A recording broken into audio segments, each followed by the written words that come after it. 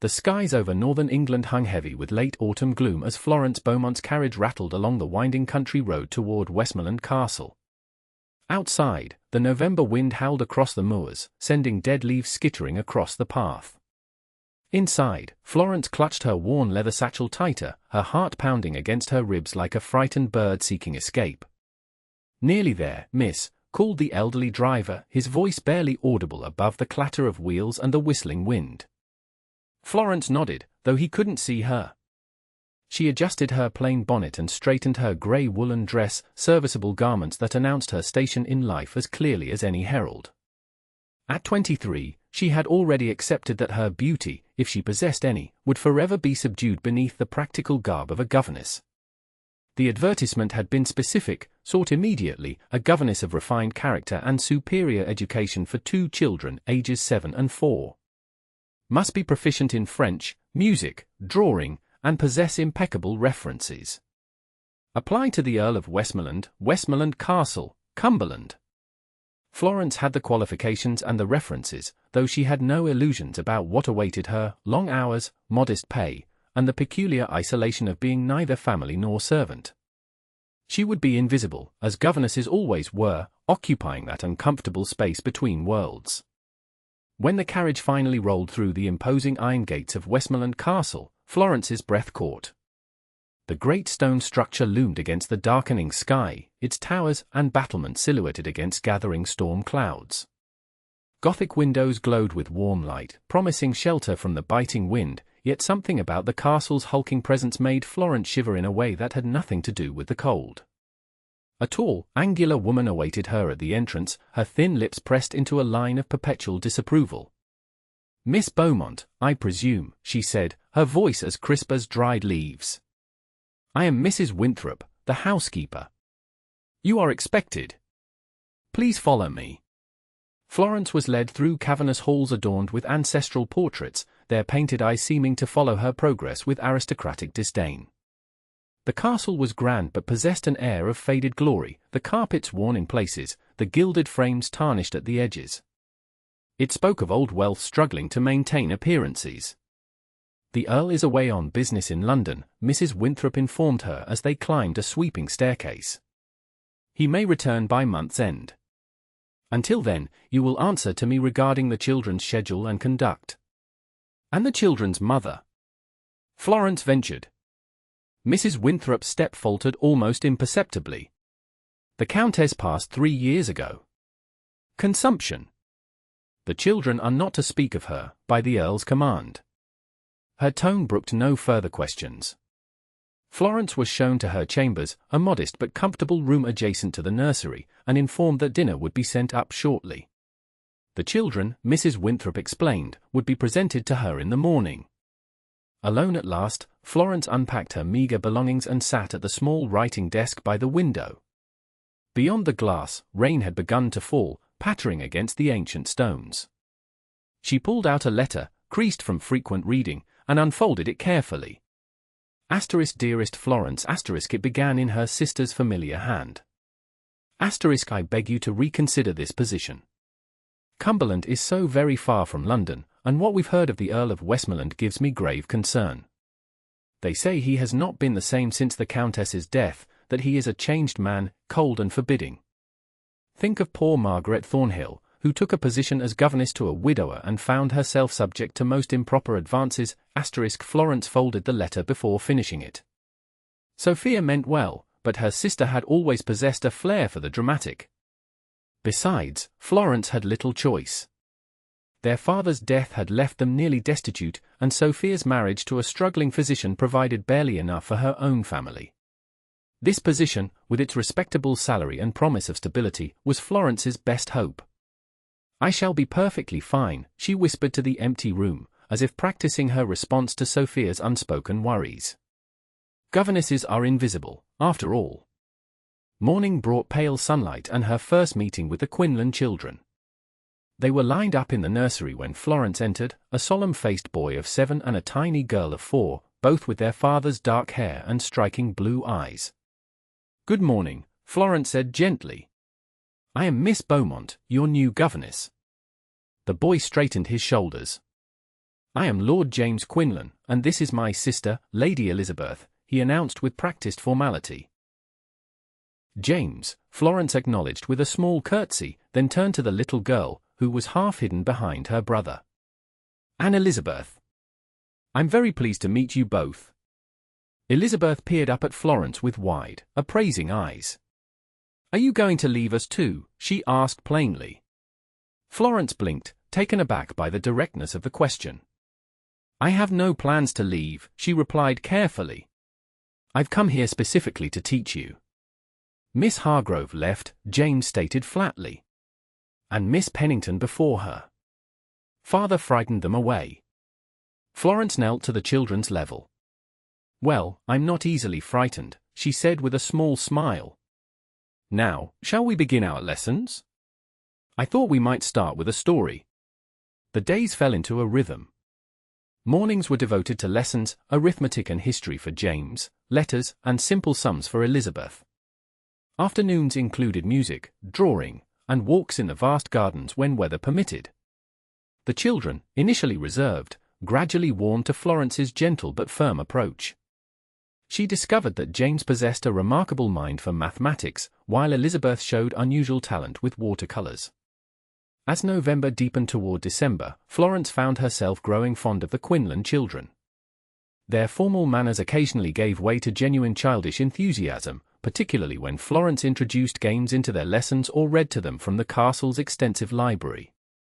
Yet questions about their father lingered. The children rarely spoke of him, and when they did, it was with a curious mixture of awe and apprehension. The portrait of the Earl that hung in the main hall offered few clues, a handsome man in his early 30s with proud features and penetrating eyes, painted several years earlier according to the date at the bottom of the frame. "Does your father write to you?" Florence asked one evening as she tucked Elizabeth into bed. The little girl shook her head. "He sends presents sometimes," she offered. "He gave me a porcelain doll from London for my birthday, but Mrs. Winthrop keeps it in the cabinet. She says I might break it." Florence frowned. "Perhaps we could ask her to let you play with it occasionally, under supervision." Elizabeth's eyes widened. "Oh no, Miss Beaumont. Mrs. Winthrop says father's wishes must be respected absolutely." The following day, during the children's music practice, Florence sought out Mrs. Winthrop in her office, a small, meticulously organized room near the kitchens. "Mrs. Winthrop," she began, "I was wondering about the children's correspondence with their father. Do they write to him? Does he to them?" The housekeeper's thin eyebrows arched. "The Earl communicates with his children as he sees fit, Miss Beaumont. It is not our place to question his methods." "Of course not," Florence agreed quickly. "I merely thought that perhaps a letter now and then might be beneficial for the children's spirits." "Their spirits," Mrs. Winthrop repeated coolly, "are not your concern beyond ensuring they conduct themselves as befits their station. You were hired to educate them, not to meddle in family matters." Florence felt heat rising to her cheeks. "I apologize if I've overstepped. I only wish to serve the children's best interests." "The Earl determines what is in his children's best interests," Mrs. Winthrop replied firmly. "Now, if you'll excuse me, I have household accounts to manage." Dismissed, Florence returned to the nursery, her mind troubled. Something about the household seemed off balance, as if the absence of the Earl created a void that everyone struggled to navigate. The servants moved through their duties with an air of nervous anticipation, and even Mrs. Winthrop, for all her authority, often glanced anxiously at the entrance hall, as if expecting, or dreading, his imminent return. 2 weeks after her arrival, as Florence was reading to the children before bedtime, a commotion in the entrance hall drew their attention. The sound of raised voices, hurried footsteps, and the thud of heavy luggage being deposited echoed up the staircase. James closed his book with a snap. "Father's home," he said, his expression unreadable. Florence felt her heartbeat quicken. "Then we should prepare to greet him properly in the morning," she said, striving to keep her voice steady. "For now, it's time for bed." After settling the children, Florence returned to her own chambers, oddly reluctant to venture downstairs despite her curiosity about her employer. Tomorrow would be soon enough to meet the Earl of Westmoreland, she decided. better to be well-rested and properly prepared. But fate, or perhaps the Earl himself, had other plans. Shortly before midnight, a sharp knock at her door roused Florence from her reading. "The Earl requests your presence in the library immediately," Miss Beaumont announced a livery-clad footman when she opened the door. "Now? At this hour?" Florence glanced down at her simple nightgown and wrapper. "The Earl was most insistent, miss," the footman replied, his expression suggesting that delay would be unwise. Hastily pinning up her hair and securing her wrapper more tightly, Florence followed the footman through the darkened corridors of the castle. The library doors loomed before her, massive oak panels carved with the Quinlan family crest. "Miss Beaumont, my lord," the footman announced as he opened one of the doors. The library was vast, with shelves reaching to the ceiling and a massive fireplace at one end. Before it stood a tall figure, his back to the door, one hand braced against the mantelpiece as he gazed into the flames. "Leave us," the man said without turning, his voice deep and curt. The door closed behind Florence with an ominous click. For several long moments, silence reigned, broken only by the crackling of the fire. "You are younger than I expected," the Earl finally said, turning to face her. Florence's first impression was that the portrait in the hall failed utterly to capture the man before her. The painting showed a polished aristocrat, the reality was far more imposing. Kenton Quinlan, Earl of Westmoreland, was tall and broad-shouldered, with features that might have been considered handsome were they not set in such a severe expression. His dark hair was slightly disheveled, and his blue eyes, so like his children's, were shadowed with fatigue or something deeper. "My lord," Florence curtsied, acutely aware of her inappropriate attire. "I apologize for my appearance. I was not expecting a summons at this hour." His gaze swept over her, not in the manner of a man appraising a woman, but rather like someone inspecting a questionable purchase. "Mrs. Winthrop informs me that you've been inquiring about my correspondence with my children." Florence stiffened. "I merely wondered if they wrote to you, my lord." "They speak of you so rarely." "And why should that concern you?" he asked sharply. "Because I care for their well-being, and children need connection with their parents," she replied before she could consider the wisdom of such frankness. The Earl's eyebrows rose slightly. "Bold words from someone who has been in my employ less than a month." Florence swallowed hard but held his gaze. "Forgive me if I've overstepped, my lord, but I was hired to care for your children's education and welfare." "You were hired to teach them French and pianoforte, Miss Beaumont, not to question my methods as a father." His tone was ice, but something flickered in his eyes, pain, perhaps, or anger so deeply buried it had turned cold. "I have lost one wife to death and two governesses to impertinence. Do not make yourself the third." "I have no intention of leaving, my lord," Florence said quietly. "Your children are bright and deserving of stability." For a moment, the Earl seemed taken aback by her response. He studied her face as if seeing her properly for the first time. "We shall see," he finally said. "You may go." Florence curtsied again and turned to leave. "Miss Beaumont," he called as her hand touched the doorknob. She looked back. "My children. Are they well?" The question caught her off guard with its unexpected vulnerability. "They are," she answered softly. "James shows remarkable aptitude for mathematics, and Elizabeth has a natural talent for art. They are polite, thoughtful children who miss their father." Something passed across his face, a shadow of emotion quickly suppressed. "Good night, Miss Beaumont."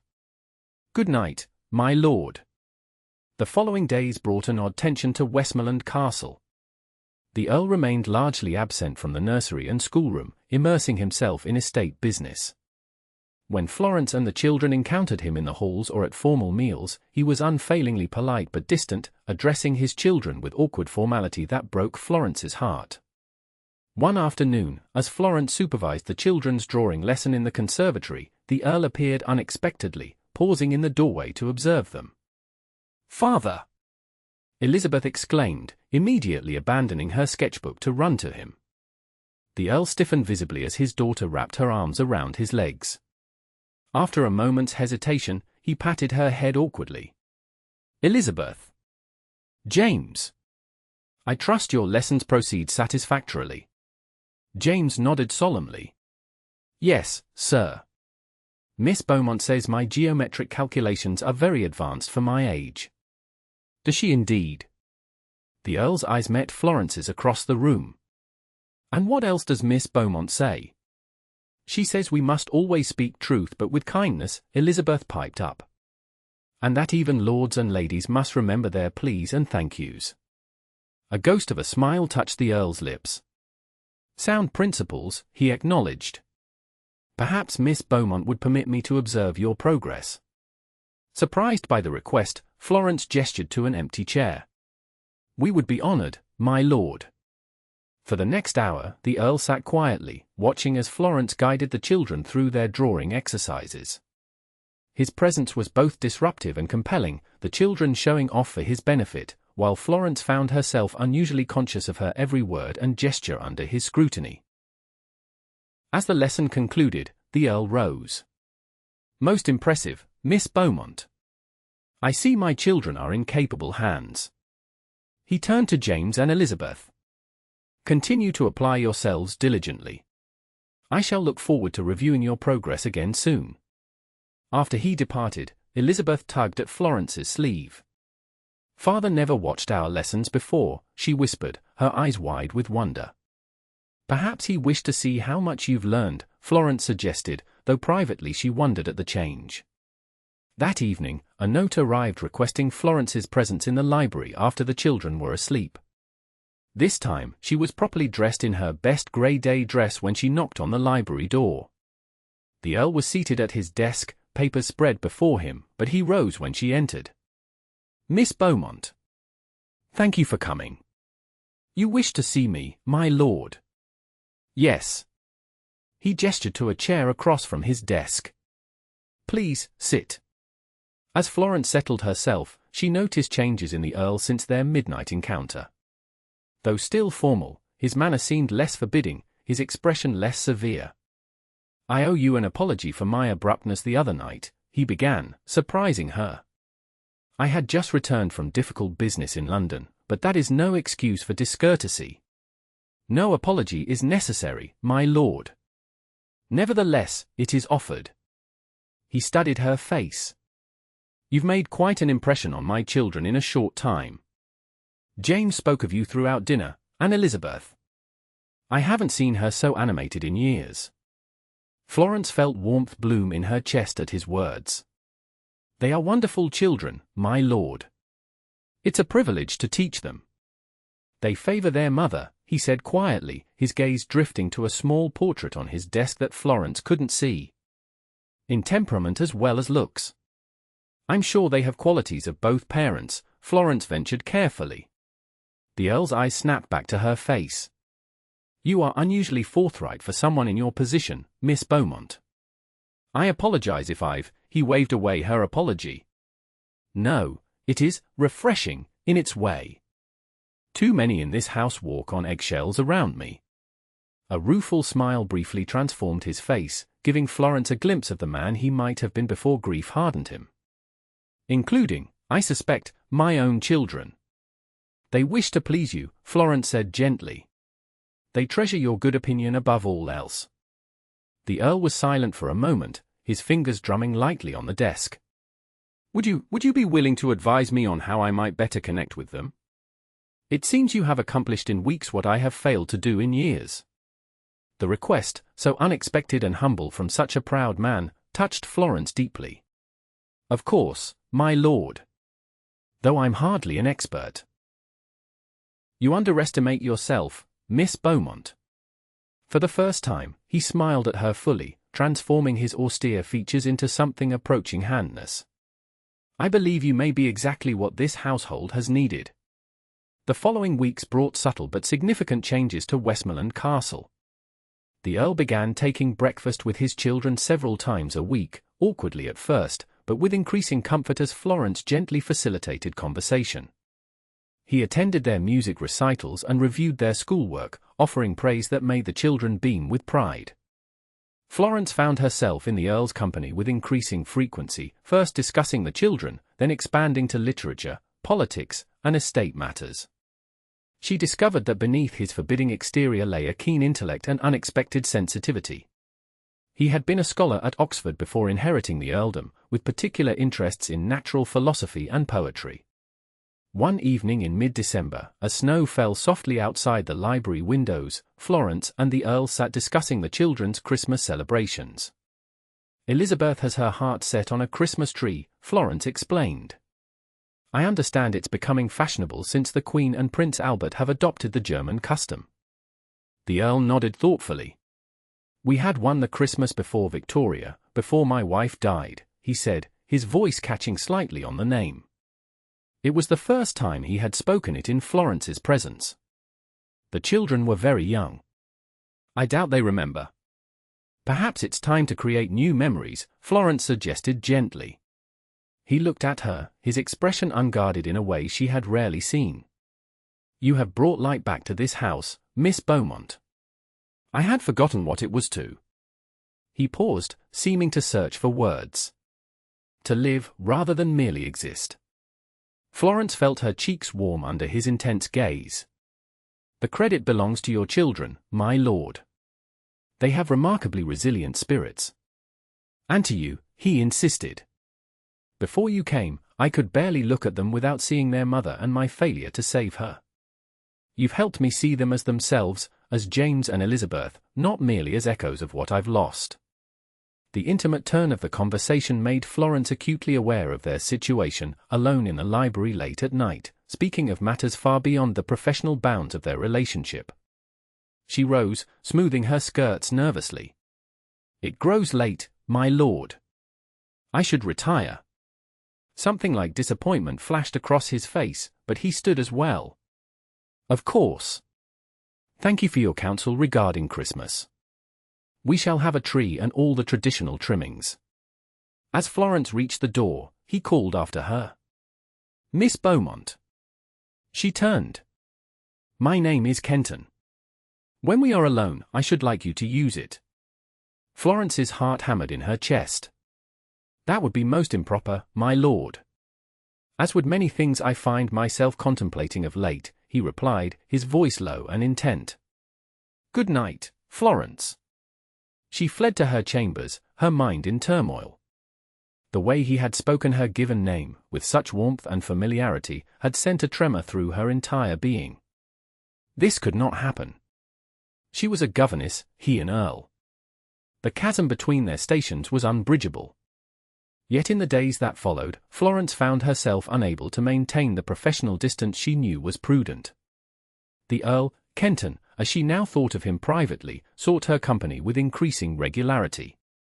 They walked the snow-covered grounds with the children, selected a magnificent spruce for the great hall, and spent evenings in the library discussing everything from Wordsworth to the political reforms sweeping the nation. The castle itself seemed to transform. Evergreen boughs and red ribbons adorned the halls, and the kitchens produced a steady stream of seasonal treats. The children's excitement was infectious, and even Mrs. Winthrop's perpetual frown softened somewhat as she directed the servants in the Christmas preparations. One afternoon, as Florence helped Elizabeth and James decorate the tree, Kenton entered the great hall with a package under his arm. "I have something for the tree," he announced, kneeling beside his children. He unwrapped a beautiful glass star, which caught the light in dazzling prismatic patterns. "This belonged to your mother. She would want you to have it now." James touched it reverently. "I remember," he said softly. "Mother let me hold it before Father put it on top. Would you like to do the honors this year?" Kenton asked his son. James nodded solemnly. Kenton lifted the boy onto his shoulders, and together they placed the star atop the tree. Elizabeth clapped with delight, and Florence found herself blinking back unexpected tears at the tableau of family healing before her eyes. Later that evening, after the children were asleep, Florence returned to the great hall to adjust some of the decorations. She found Kenton already there, standing before the tree, the colored light from its candles playing across his features. "It's beautiful," Florence said softly, coming to stand beside him. "Yes," he agreed, though when she glanced up, she found him looking not at the tree, but at her. "Florence, I?" The sound of footsteps in the corridor interrupted whatever he had been about to say. They stepped apart just as Mrs. Winthrop entered the hall. "My lord," the housekeeper said, her eyebrows rising slightly at finding them alone together. "A message has arrived from London. Most urgent, the rider says." Kenton frowned. "I'll attend to it immediately." He glanced at Florence. "Good night, Miss Beaumont." "Good night, my lord," she replied, painfully aware of Mrs. Winthrop's shrewd gaze upon them both. The following morning, Florence found the castle in disarray. Servants whispered in corners, falling silent when she approached. Mrs. Winthrop's face was set in grim lines, and there was no sign of Kenton at the breakfast table. "Where is father?" James asked, looking at his untouched place setting. "His lordship was called away on urgent business," Mrs. Winthrop answered curtly. "He left for London at first light." Elizabeth's lower lip trembled. "But it's almost Christmas." "He promised he'd stay." "Duty must come before pleasure, Lady Elizabeth," Mrs. Winthrop said firmly. "Now eat your porridge before it gets cold." After breakfast, Florence sought out Mrs. Winthrop in her office. "Is everything all right?" "The children are distressed by their father's sudden departure." The housekeeper's expression was coldly disapproving. "That is not your concern, Miss Beaumont. I suggest you focus on your duties and leave family matters to those better positioned to understand them." "The children's well-being is very much my concern," Florence insisted. Mrs. Winthrop rose from her desk, her thin frame rigid with indignation. "Is it? Or is it the Earl himself who concerns you?" Florence felt blood rush to her face. "I don't know what you mean." "I think you do." The housekeeper's voice was acid. "I've seen how you look at him, how you've insinuated yourself into his confidence. It won't work, you know.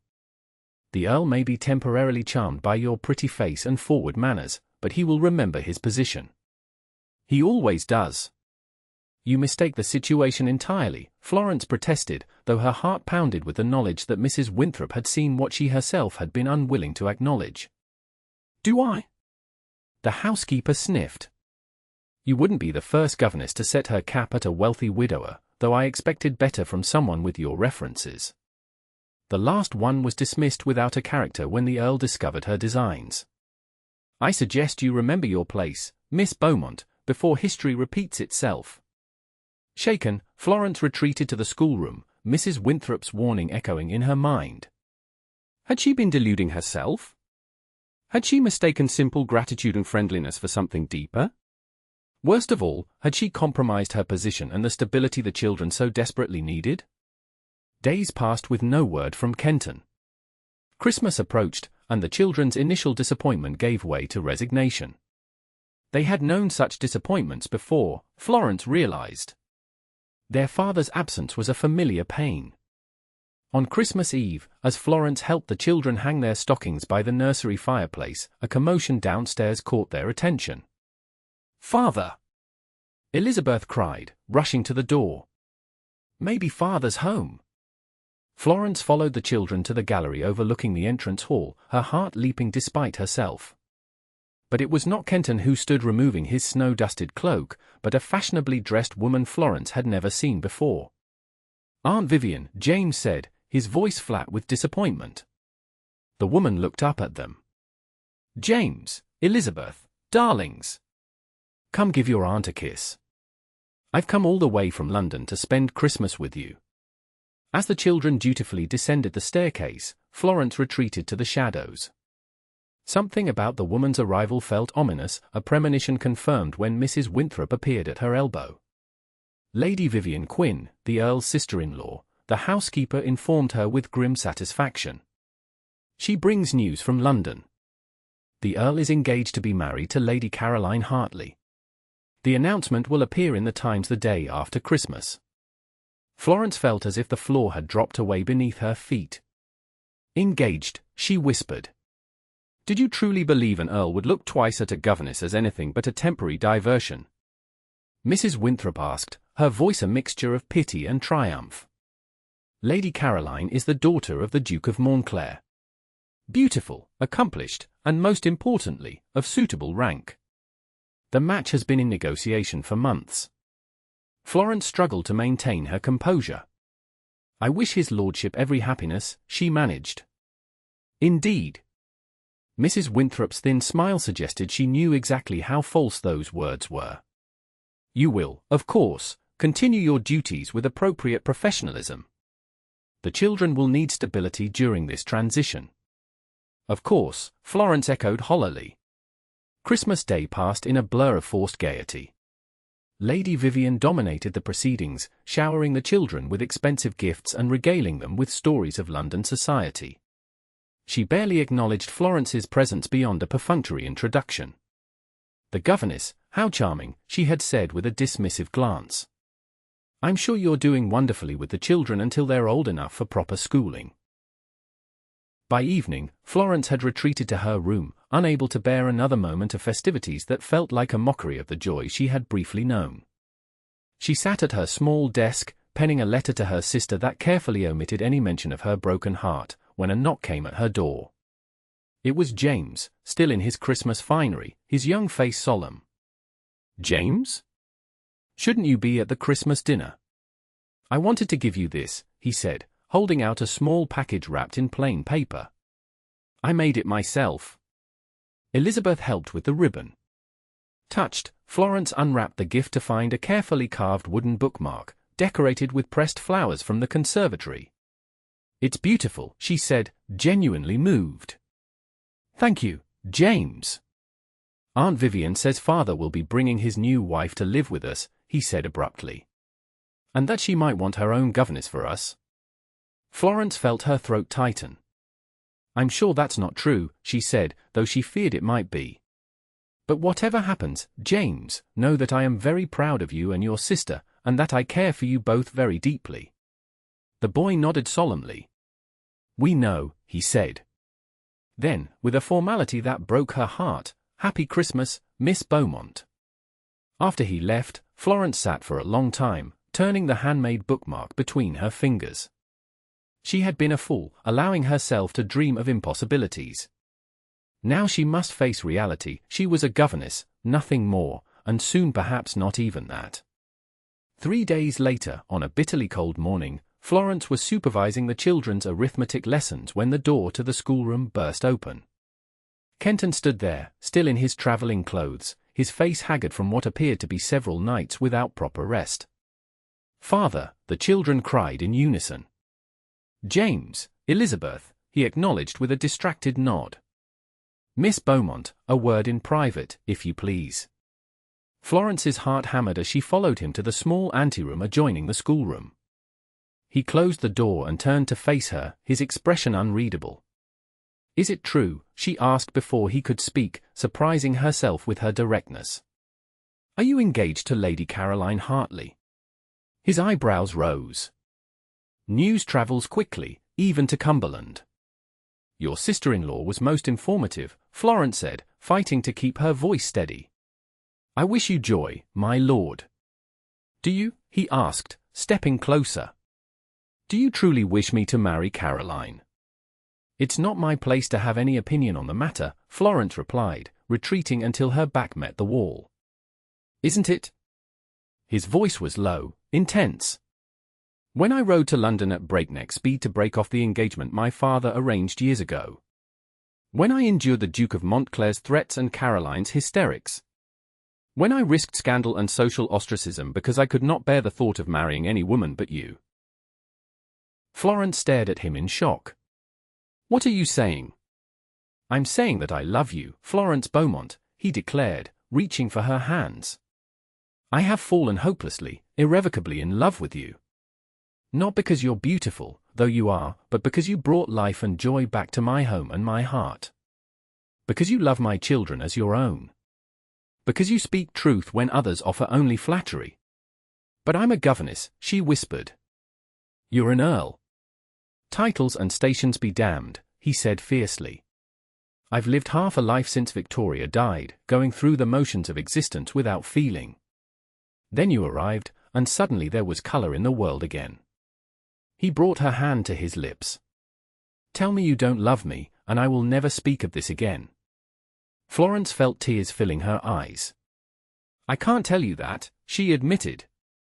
"But Kenton, the scandal, your position in society, will weather this storm as it has others," he finished for her. "Do you think I care for the opinion of society more than for my own happiness? More than for my children's happiness? And Lady Caroline will find a more suitable match with a man who can give her his whole heart," Kenton said firmly. "I've already endured the Duke's wrath and Caroline's tears. That chapter is closed."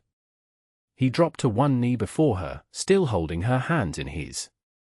"Florence Beaumont, will you do me the extraordinary honor of becoming my wife? Will you be a mother to my children and a partner in my life? Will you make Westmoreland Castle a home again?"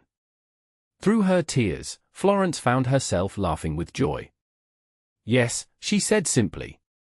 "Yes to all of it." He rose and drew her into his arms, his lips finding hers in a kiss that felt like coming home after a long journey. The news of their engagement sent shockwaves through society. Lady Vivian departed Westmoreland Castle in high dudgeon, declaring the match a disgrace to the family name. Mrs. Winthrop submitted her resignation but was persuaded to stay when Kenton promised that her position and authority would be respected. The children, upon being told of the engagement, reacted with considerably more enthusiasm than their aunt. Elizabeth threw her arms around Florence's neck, declaring it better than Christmas, while James nodded his solemn approval and asked if he might call her mother once the wedding took place. They were married in the village church on a bright spring morning, with James proudly escorting Florence down the aisle and Elizabeth scattering flower petals before them. The ceremony was simple but joyful, attended by Florence's sister and brother-in-law, the household staff, and a few of Kenton's more open-minded friends from university days. Society gossip eventually found fresher scandals, and even Lady Vivian was grudgingly reconciled to the match when Florence gave birth to a son the following year. Over time, Florence's natural grace and intelligence, coupled with Kenton's unwavering support, earned her acceptance in circles that had initially scorned her. But it was within the walls of Westmoreland Castle that Florence found her greatest fulfillment. There, surrounded by the love of her husband and children, she discovered that happiness did not depend on society's approval but on the bonds of family forged through love and understanding. Years later, when asked how she had risen from Governess to Countess, Florence would smile and say simply, "By seeing the man beneath the title, and by being seen in return." And Kenton, listening nearby, would take her hand and press it to his lips, silently thanking Providence for sending him the governess who became his heart's salvation.